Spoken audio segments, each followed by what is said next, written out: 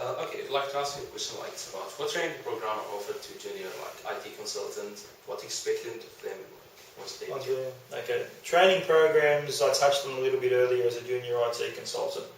So it depends on what company you go with. As I said, I did my graduate program with Insurance Australia Group, and then I went on to Accenture. Big companies like that offer a great deal of training, so they invest a lot of money in you as a resource. And it depends again on what role. So at Transpire, our junior consultants get trained depending on the particular stream they're in. So if they're in the strategy stream, they're going to get a particular line of training. If they're in the strategic sourcing stream, again, a specific point of training. And then service optimization, again, different types of training. But there's things that's common across. So I'm not going to go into detail about exactly what training for each different stream, because my list of training is probably 4 pages long after 10 years or 12 years of experience. But there's things across the board that you would get trained in. Some of them are leadership skills, some of them are communication skills. I've been trained in negotiation. And then they're the broader or the softer type training. But then you get the hard type technical training, which is you can get an MCSC, which is a Microsoft certification. You can get a Cisco certification if you're going to be a network engineer. The Microsoft one would be if you're going to be a programmer. You can do business requirements training. There's numerous amounts of training. It's specific to the company you work for and the role that they've put you in. If you do take up a graduate program, the benefit is you get different roles and different experiences and a whole breadth of training, so you're a more rounded consultant. You asked what's expected of them once being in the training. I think at our company where we work, we don't expect you to hit the ground running. So there's expectations of professionalism, of courtesy, of you being able to build rapport, of being able to communicate well.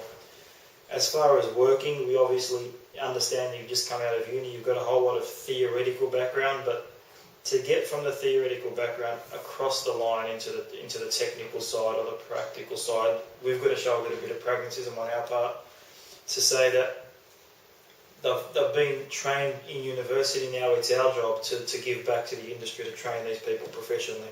So the only thing that I think is expected once a junior IT consultant comes in is a good attitude.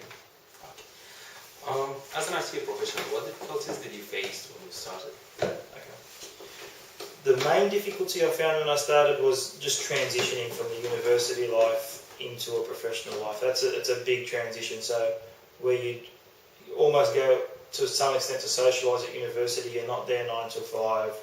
There's no regimented time that you have to be there, acting professional, all that sort of stuff is a big learning curve in my opinion. So first day on the job, you're nervous, you're anxious, and trying to step aside from being a student to a professional is a big difficulty. Another difficulty in also I think is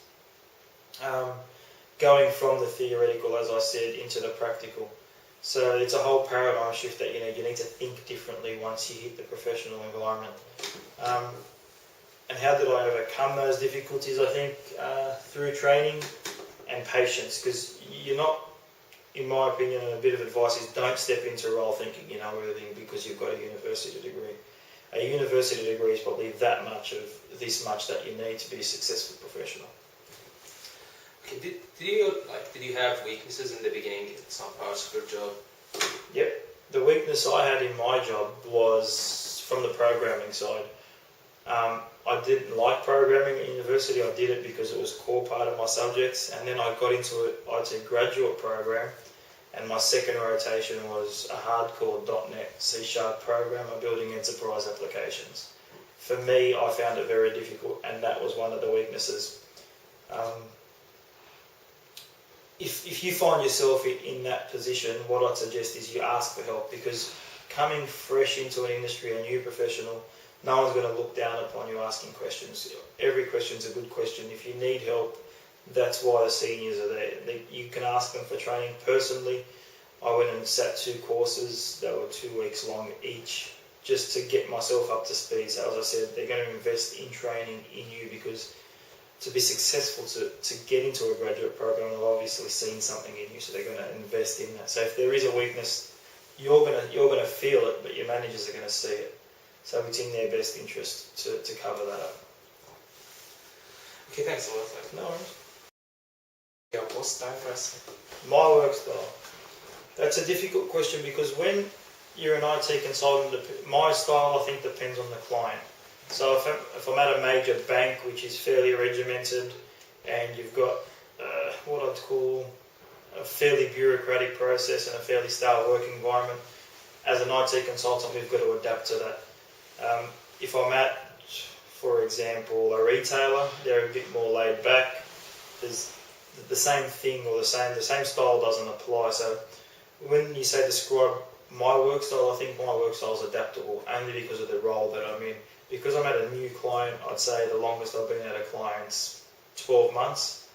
I've some engagements are 6 weeks. So depending on where I'm at, depending on what job I'm doing, my style has to be adaptive. And I think even within, if you've got a line role, not a consulting role, you've also got to adapt because you might be required to work one way with a certain manager. You might have a business with internal business client that you need to work another way with. So, in my opinion, the work style needs to be adaptive. Okay. So, what skills do you think are very important for IT professional? Okay. The skills important for an IT professional, I think first of all, you need a good academic grounding. So you need to have a university degree or at least a tertiary qualification. So for example, if you're in networking, you could have CCNA from Cisco, or you could go through TAFE to have a technical grounding. So the first step is a tertiary qualification. So it's a university degree or a TAFE diploma. To get into IT consulting or management consulting, they won't look at a TAFE diploma. You'd need a university degree to get into a role like I've got. And the other skills, I think, are confidence. So stepping into a role and having the confidence to put yourself forward. Within IT, English is the second language for a lot of the workers, in my experience. But having the confidence to go in there and say you can complete this role and you can communicate is a big step forward. So, and obviously the basics like communication and respect and pragmatism and attitude, all those sort of things need to be in there. But having confidence and the backing of a university degree is very important. Okay. And the last question, what is the best part in your job do you like, and where do you see yourself in 10 years' time? Alright.